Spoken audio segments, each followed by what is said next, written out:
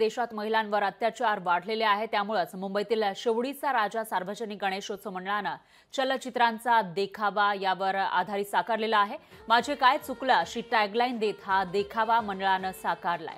नुकतंच बदलापूरमधील चिमुरडीवर अत्याचार झाला होता। दुसऱ्या तिच्या मैत्रिणीवर सुद्धा अत्याचार झाल्याची माहिती समोर आली होती आणि या अत्याचाराची घटना यामध्ये दाखवण्यात आली आहे। या संदर्भात मंडळातील कार्यकर्त्यांसोबत संवाद साधलेला आहे आपले प्रतिनिधी शुभम कोळी यांनी।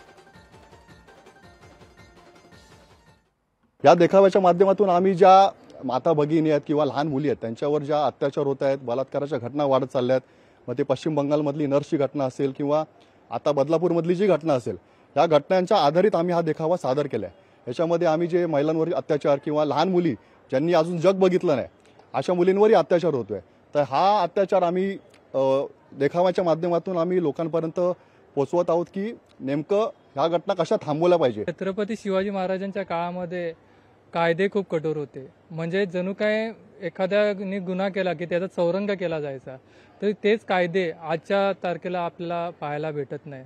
तोच एक संदेश देऊन एक त्या माध्यमातून आम्ही एक जनजागृती करण्याचा प्रबोधन जनजागृती करण्याचा या मंडळाचा उद्दिष्ट आहे की महिलांविषयी कायदे हे कठोर झालेच पाहिजे।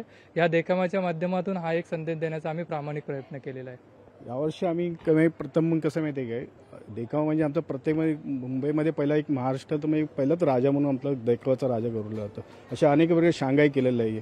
अशा अनेक समाज एक गंगा म्हणून राजापूरची एक गंगा आम्ही तयार केली होती अशा प्रकारची। आणि यावर्षी तर ते माझं काय चुकलं म्हणजे याच्यावरती आम्ही एक मोठा बोगस असं एक प्रकारे केलं। लोकशाही मराठी ऐका, पहा, जागरूक रहा।